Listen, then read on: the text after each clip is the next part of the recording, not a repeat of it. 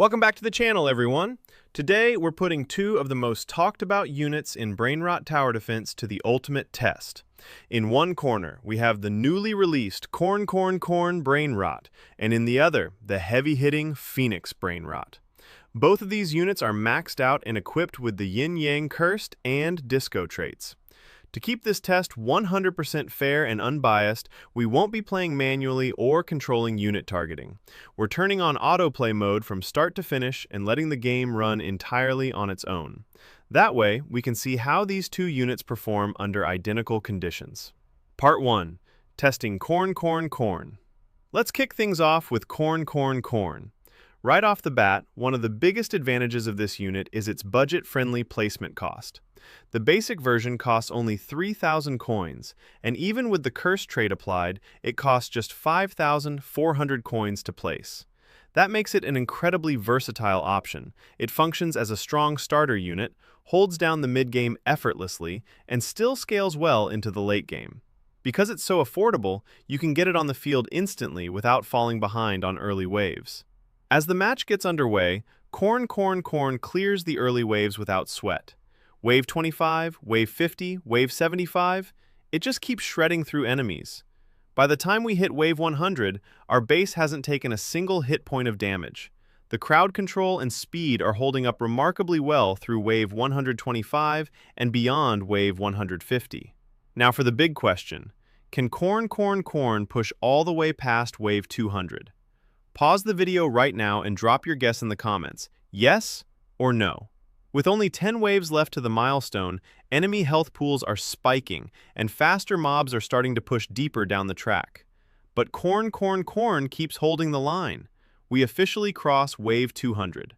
Taking a quick look at the stats at max upgrade level 5, it's outputting a massive 86.65 million damage with a fast 4-second attack interval. Eventually, the sheer swarm density gets to be too much, and the enemies breach our defenses. The run officially comes to an end at Wave 210. That is a ridiculously impressive run for a unit you can place right at Wave 1. Part 2. Testing the Phoenix. Now, let's head back to the lobby, swap out Corn, and gear up with the Phoenix.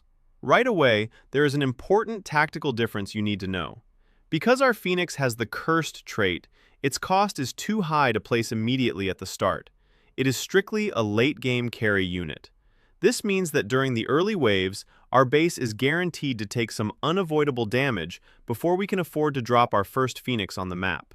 In terms of pure single-hit damage, the Flame Phoenix hits much harder than Corn.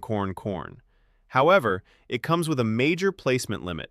You can only place 2 Phoenixes on the map, whereas you can deploy 3 Corn units. Even though individual Phoenix hits are massive, having 3 units continuously firing gives Corn a higher cumulative DPS, damage per second. While the Phoenix works to catch up, let us know in the comments. Do you think the Phoenix's higher single target damage will be enough to beat Wave 200, or will the unit limit hold it back?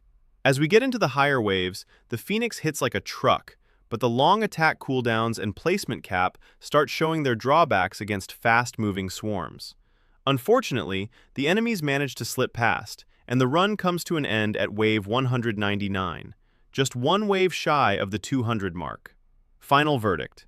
Even though the Phoenix delivers higher raw damage numbers per attack, the Corn Brainrot takes the win today. Thanks to its low placement cost, multi-stage versatility, and higher map capacity, 3 versus 2, Corn allowed us to reach Wave 210 damage-free for most of the run, compared to Phoenix's Wave 199. Which unit do you prefer using in your lineup?